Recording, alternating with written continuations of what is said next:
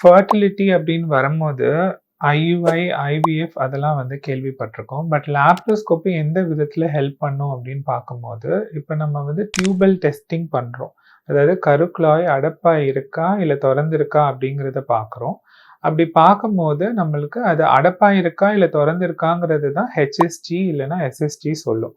But லேப்ரோஸ்கோப்பில அடிஷனலா என்ன information கிடைக்கும் அப்படின்னா, இந்த டியூபோ ஒவேரியன் ரிலேஷன்ஷிப் அதாவது முட்டைப்பையில இருந்து முட்டை வெடிச்சு வரும்போது, அது கருக்குழாய்க்குள்ள போறதுக்கு, அந்த டியூபும் ஓவரியோட ரிலேஷன்ஷிப் வந்து ப்ராப்பரா இருக்கணும். இது வந்து அப்நார்மலா இருக்குன்னா பிரெக்னன்சி ஆகாது. ஸோ லேப்ரோஸ்கோப்பி மூலமா இத நம்ம கண்டுபிடிக்கலாம் 1. 2வது வந்து இதுல ஏதாவது பிரச்சனைகள் இருந்துச்சுன்னா, அத நம்ம வந்து முக்காவாசி நேரம் சரி பண்ணலாம். ஸோ இந்த விதத்துல வந்து லேப்ரோஸ்கோப்பி கண்டிப்பா உங்களுக்கு பிரெக்னன்சி ஆறதுல ஹெல்ப் பண்ணும்.